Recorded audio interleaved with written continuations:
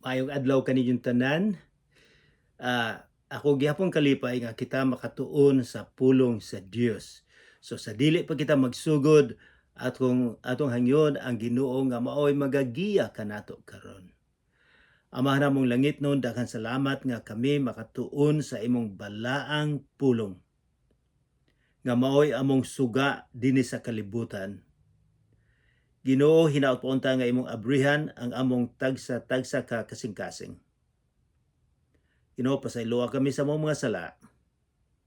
Hinaot paunta nga among mahibaw-an nga ikaw mianhi dinhi para sa mga masakiton.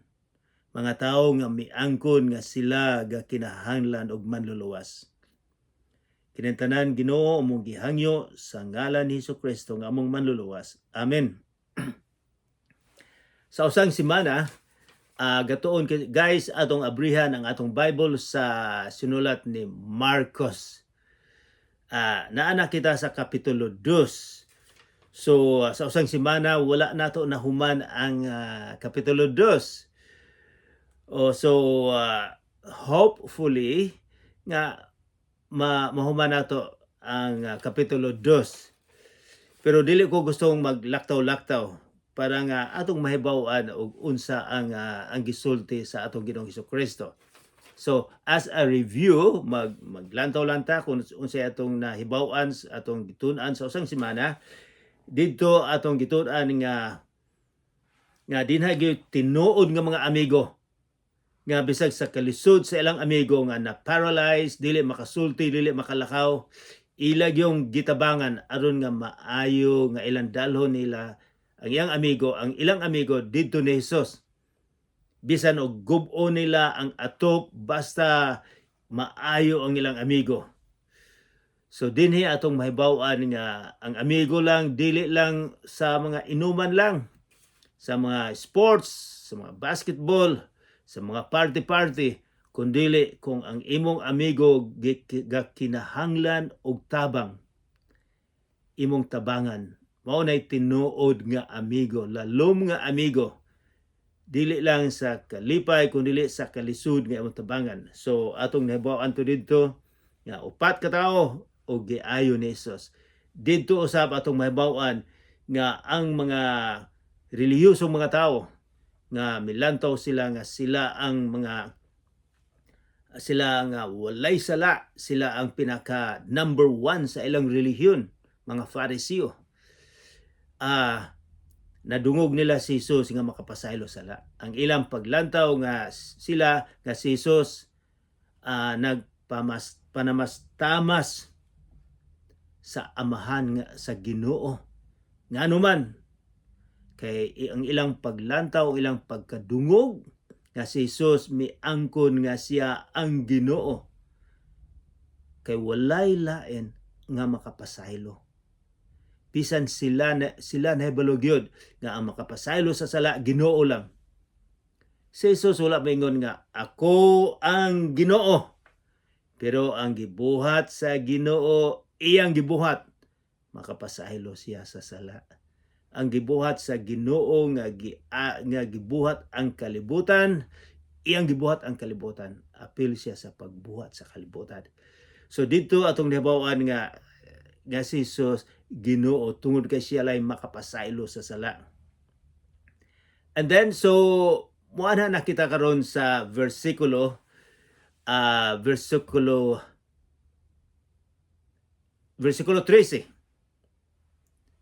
Guys, na Matthew, Marcos. So sa bag-ong tugon magsugod ang Biblia sa Matthew and then Marcos ikaduha. So muadto kita sa versikulo 13, kapitulo 2. Ang title gipili ni Hesus si Levi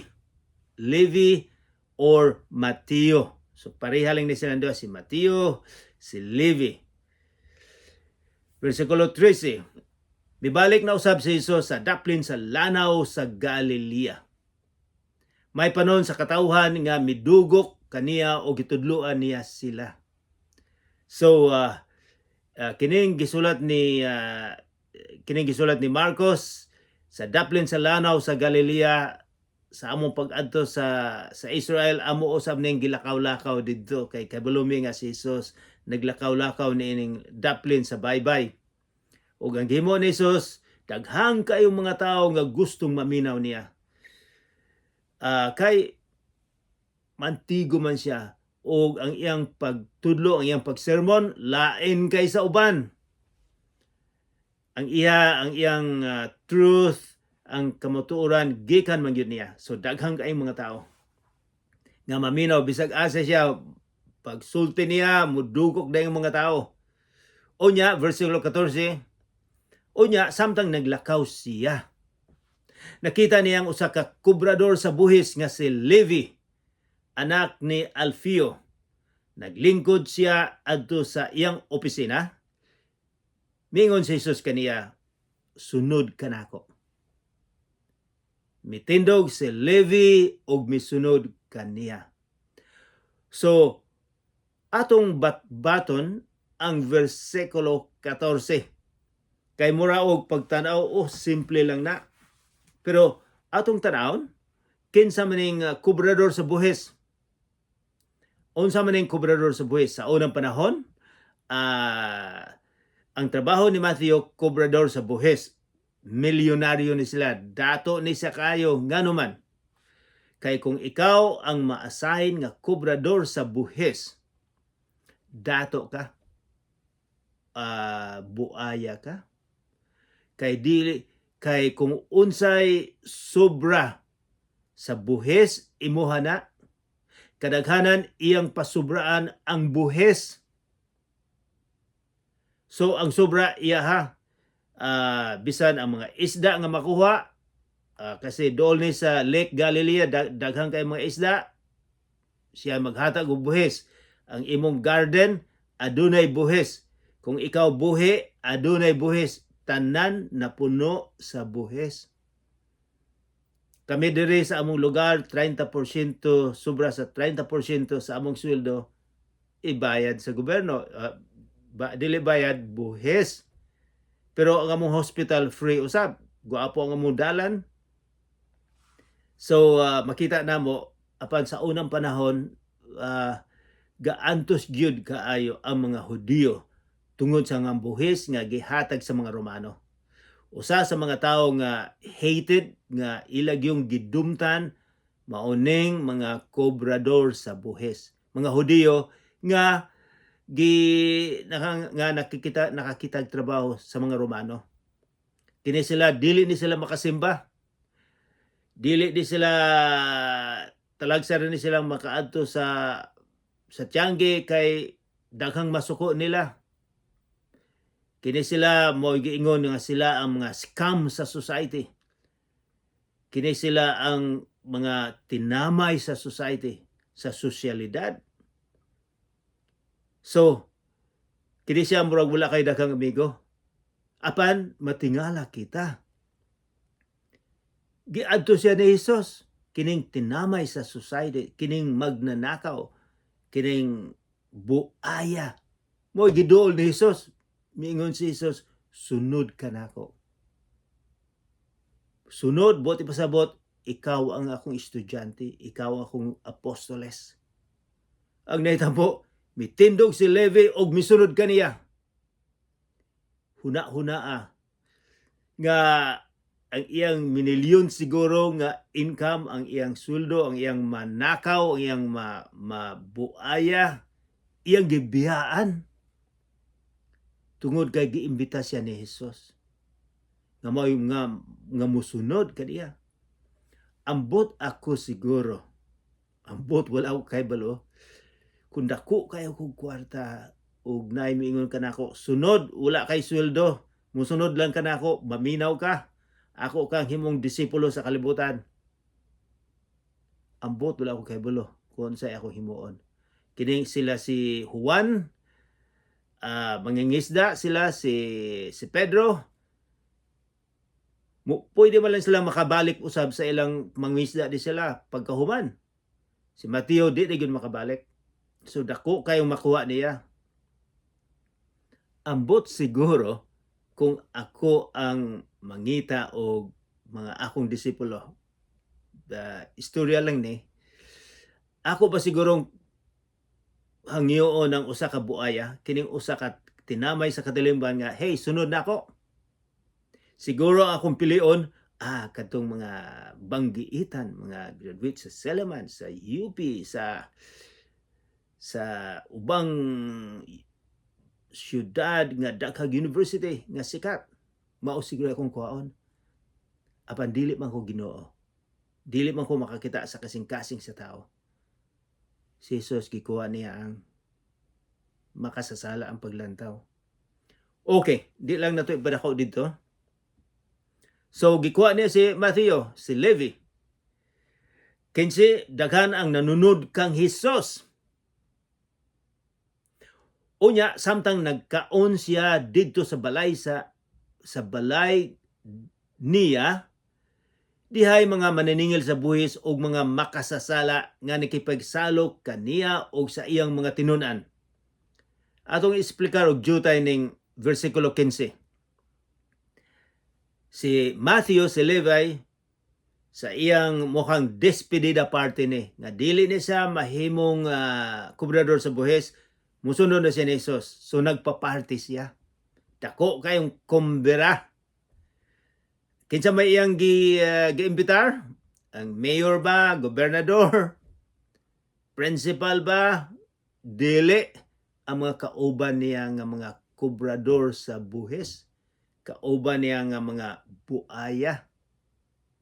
Yang mao iyang gi-imbitar para ma-meet nila, para makita nila ang atong Ginoong Jesucristo.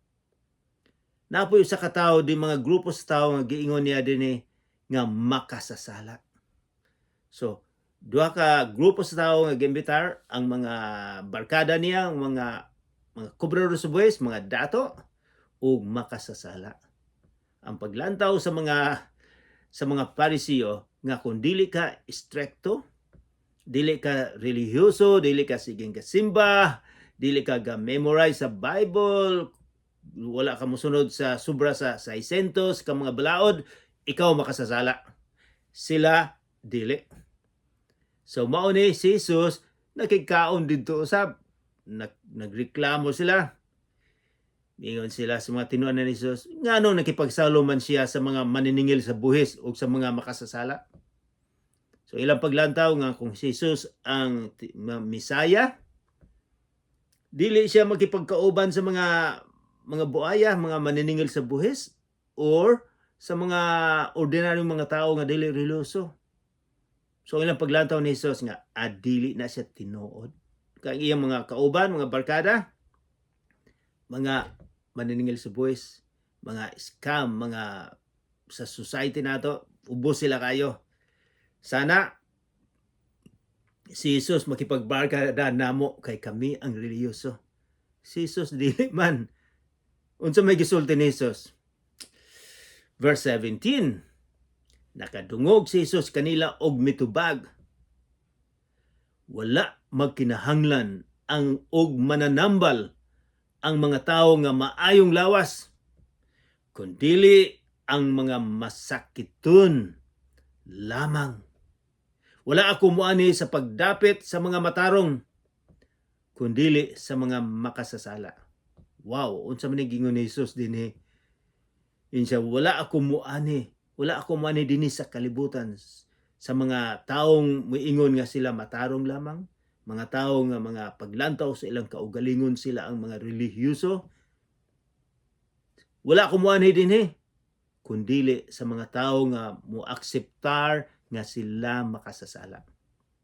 Daghan sa kalibutan karon nga moingon nga dili na ako gikinahanglan ng relihiyon. Maayo lang ko si Tampulano din mas makasasala pa na kaysa ako Sila ang gakinahanglan. Apan si Jesus, miani siya sa makasasala. Para si Muha o para sa ako So muadto kita sa versikulo 18. Ang pungutan na mahitungod sa pagpuasa. Verse 18. Usa ka higayon ni ana, nagpuasa ang mga sumusunod ni Juan nga magbubunyag ug ang mga Farisiyo. So kini siya si Juan Bautista magbubunyag, naa po siya mga disipulo, nagpuasa usab sila, o kining mga Fariseo nagpuasa usab sila. Sa usa ka semana ang uban duha o tulo, sa usa ka adlaw sa usa ka semana magtulo nga magpuasa sila, di sila mukaon para ang ilang paglantaw nga sila duol sa Ginoo. Ang sugo gyud sa usa ka tuig kausa lang, mao na giingon nila sa adlaw nga Yom Kippur, adlaw sa redemption. Apan sa pila na kagatos ka tuig, ang mga relihiyoso naghimo na sila daghang kayong puasa nga kung ikaw magpuasa duol ka sa Ginoo. O si Jesus nagpuasa ba sige? Nagreklamo sila nga naman nga ang mga disipulo ni Jesus dili man magpuasa. Mitubag si Jesus, magpuasa ba di ay ang mga dinapit sa kumbira sa kasal, samtang ang pamanhunon uban pa kanila? Dili gayod. Unsa may buot ipasabot ni Jesus? Nganong nag-ingon man siya, magpuasa ba di ay ang mga dinapit sa kumbira sa kasal, samtang ang pamanhunon uban pa kanila? Kinsa man ang giingon ni Jesus nga pamanhunon uban pa kanila? Walay lain siya. So miingon siya nga kung naa pa siya dinhi sa kalibutan kauban ang mga disipulo, magkumbira sila, maglipay ang mga apostoles. Miingon siya kay naa man siya. Nangutan na siya, dili gyud kay naa pa man siya. Apan kung kuhaon na ang pamanhunon, ana pa sila magpuasa. Bot ipasabot diya kung kay si Jesus ilansang nila sa cross, after that paghuman na niya di na pa sila magpuasa. Usay ang pagpuasa god kung naay mamatay, magpuasa ka. So mao giingon sa atong Ginoong Jesucristo. Unsa may ato ning explicar og jutay kining kumbira sa kasal. Sa unang panahon, sa panahon sa wala pa si Jesus, ang mga Hudiyo mituo nga naa sa Biblia nga ang amahan nga Ginoo mao ang pamanhunon sa mga Hudiyo. So ang ilang bana mao ang Ginoo, sila ang pamanhunon, silang ikasal. Adunay karon usab si Jesus miingon nga ako ang pamanhunon. Ang mga sumusunod ni Jesus ang mga ikasal. Kay bisag atong tan-awon dito sa Revelasyon nga mubalik si Jesus, adunay dako kayong kasal. Si Jesus ang mga sumusunod ni Jesucristo. Kung pasahon nato sa ugma damlag, adunay dako kayong kasal. Si Jesus ug ang mga sumusunod ni Jesus, ang mga Kristiyanos. So mingon siya, dili gyud sila magpuasa. Tungod kay naa pa man ko dinhi, maglipay sila. Apan kung kuhaon na ang pamanhunon, ana pa sila magpuasa. Simple lang. Versikulo 21, naapoy ang naghatag siya example, duha ka book ang example niya nga para masabtan gyud sa mga Hudiyo, sa mga reliyosong mga tao nga gusto siyang kontrahon. Duha ka example ang iyang gihatag. Atong tan-aw ng example. Verse 21, niingon siya, walay mo gamit sa bagong panapton aron itapak sa gisi sa daang biste. Kay kung buhaton niya kini ang bagong panapton, makagisi sa daang biste ug mosamot kadako ang gisi. So ako dili man ko mantigong dili mo ko sastre, pero ang bote pasabot ni Jesus dinhi kung naa kay buslot ayaw tapaka og bag-ong panapton kay maguba gihapon kay wala pa man ang kay wala pa nakainat ni sila. So maguba gihapon unsa dili maayo mao ni example unsa siguro bot ipasabot ni Hesus nga ingon siya o ayog tapaka ang bag-o ug karaan unsa man siguro bot ipasabot niya. Aduna gyapon ikaduha nga example niya og mayon siya og walay mosulod sa bag-ong bino. So nagamit na siya og laing example usab bino. Walay laing mosulod sa bagong bino diha sa daang sudlanan. So tan-aw nato na bag-ong bino daan nga sudlanan. Nga panit tungod kay ang bagong bino makagisi sa daang sudlanan. Ug unya madaot ang sudlanan ug mausik ang bino. Busa mingin siya kinahanglan nga ang bag-ong panit ang gamiton alang sa bag-ong bino na ay pulong bag-ong panit ug karaan nga panit ug bag-ong bino. Unsa may buot ipasabot ni Hesus? Nagtudlo ba si Hesus og maglasinggiro kita, mag-inom kita husto para malasing? Dili ko kay mo inom og bino. Sa among pag-adto sa Francia noong anong panahon, mitilaw ko sa kay miingon nga lami kuno kayo ang bino sa France. Pagkahuman sa usa ka baso, galisod na kog lakaw. So pero dili nato ipalayo unsa may bot ipasabot ni Hesus ani. Unsay bot ni ipasabot nga sa atong panahon, sa Pilipinas, ang bino nato tuba gikan sa lubi og paghuman og pipila ka adlaw ang tuba tungod sa fermentation, sa proseso sa alcohol, mahimo na siya pong daghang alcohol. So sa unang panahon, sa panahon sa atong Ginoong Jesucristo, walay lubi didto, walay saging, daghang grapes, daghang ubas, ganinang buntag mikaw kog ubas. So sa ilang panahon ang ubas murag ordinaryo lang na. Og ilang himuon ang ubas nga ilang bino. Silang tanan hibalo. Sa ako ganing nabasahan nga tungod sa gamay nga alcohol mas maayo pang imnon ang ilang ang bino nila kaysa tubig nila. Ang tubig nila hugaw kaayo, daghang magkasakit. So bisag na ako'y amigo nga taga Italy, sa gamay pa silang bata, muinom na sila, usa sila mukaon, adunay bino sila, ordinaryo, pero dili nila abusahan. So unsa may bot ipasabot ni Hesus ani nga ang bagong bino dili pwedeng isulod sa karaan nga sudlanan kay maguba. Kay ang bagong bino aduna pa fermentation, so ang karaan nga panit sa sudlanan maguba na, mausik. Unsa may but ipasabot ni Hesus ni ining ang bino, bagong bino, karaan nga panit, sudlanan, dili pwede kay maguba. Unsa man siguro?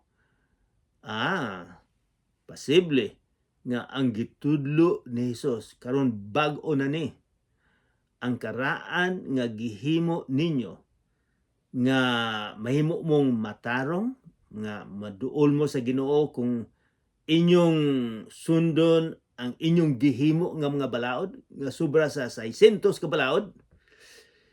Mao na inyong pagtuo, dili na pwede nga kamo makadol sa Ginoo tungod sa mga balaod ninyo. Usa sa mga balaod nila, inihap nila ang lakaw nila sa adlong igpapahulay. Adlong Sabado, ihapon kay kung musubra sa paglakaw, dako na ng sala. Dili ka mukha og baboy, maimperno na ka. Sa adlong igpapahulay, nakahimo na ning mga Hudiyo, mga Parisiyo og sobra sa 30 ka mga balaod. So galisod gani sila, maingon si San Pablo, bisag kamo dili ninyo kaya na. So usa sa wala pa si San Pablo na himong Kristiyanos, usa siya sa mga Parisiyo nga stricto kaayo. So ang gihimo ni Jesus dinhi, siya kanang karaan nga tugon, kanang karaan ninyong gihimo, di na pwede, naanay bag-o nga akong itudlo ninyo. Kay sa unang panahon, kining mga tawo ng reliyoso, nalimtan nila ang hustisya. Nalimtan nila ang gugma sa isig katao. Nalimtan nila nga sila adunay sala. So karon bag-o na, kinahanglang sumusunod ni Jesus, adunay hustisya, adunay gugma sa usag-usa. Kinahanglang higugmaon nila ang Amahan, ang Ginoo, dili ang balaod. So mao nay diferensya ang giingon sa atong Ginoong Kristo. Ang bag-ong gitudlo niya, dili na pwede sa karaan. Unsa may mga karaan natong gihimo nga si Jesus moingon nga dili na pwede. Verse 23, usa niya na kaadlong igpapahulay Sabado ni. Iklaro na to nga kinang adlong igpapahulay Sabado. Mga Hudiyo, Sabado ang ilang igpapahulay. Aduna sila sa kung giingon ninyo, aduna sila 30, musobra sa 30 ka mga butang kilang dili nimo na himuon sa adlong ipapahulay. Adlong ipapahulay, miagi si Jesus og ang iyang mga tinunan sa mga kaumahan. Kaumahan sa trigo, dili sa mais, sa trigo. Samtang naglakaw sila, ang iyang mga tinunan nangutlo og mga uhay sa trigo. Gigutom ang iyang mga disipulo, apan adlaw na sa igpapahulay. Dili na pwede. Busa ang mga Parisiyo miingon kang Hesus, kining mga Parisiyo daghan gyung galantaw ni Hesus. Sige. Busa miingon siya, tanawara, miingon sila, tanawara, supak sa atong balaod ni ining gibuhat sa imong mga tinunan sa adlaw igpapahulay. Miingon sila, sayop ang imong gihimo, adlaw Sabado, nangutlo sila. Si Jesus mitubag, wala ba kamo, so si Jesus dayon, wala ba kamo makabasa sa gibuhat ni Haring David? Sa dihang gigutom siya og ang iyang mga kauban? Misulod siya sa balay sa Dios ug mikaon pa sa pan nga gihalad sa Dios. Kini nahitabo sa panahon ni Abiatar, mao ang pangulong pari.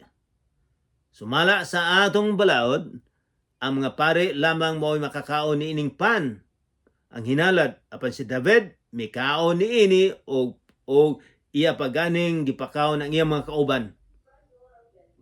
So miingon siya nga sa adlong igpapahulay si Haring David, kitang tanan miingon siya, dako ang atong respetar ni Haring David.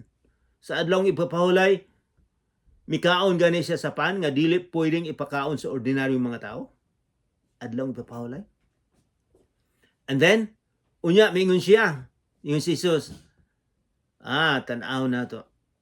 Kay blow pa po mo usab, sa ilang tradisyon, kung pagka-8 ka adlaw nga gipanganak ang bata, kinahanglan nga tulion. Sa adlaw nga ika-8 ka adlaw, kinahanglan gyud nga tulion. Unsa may mahitabo kung sa adlaw nga ika-8 Sabado, ingon siya, tulion gihapon nila. So gisupak na ninyo ang balaod.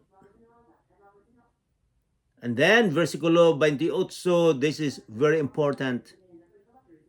Busa ang anak sa tao, naibulo na kita kinsa ning anak sa tao, si Jesus. Maoy magbuot sa angay buhaton bisan sa adlawng igpapahulay. Siya. Ako ang magbuot sa adlaw igpapahulay. Dinhi atong makita. Oh, just a minute, verse 27. Sorry, nalaktawan. Unya, mingon si Jesus,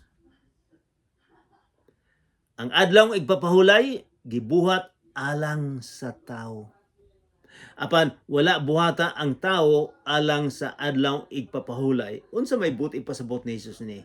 Ang adlaw igpapahulay, ang adlaw Sabado, normally magsugod ni sa Friday, sa Biyernes. Kung makakita na sila og tulo ka bituon sa Friday sa hapon, magsugod ng adlaw igpapahulay, o sa Sabado usab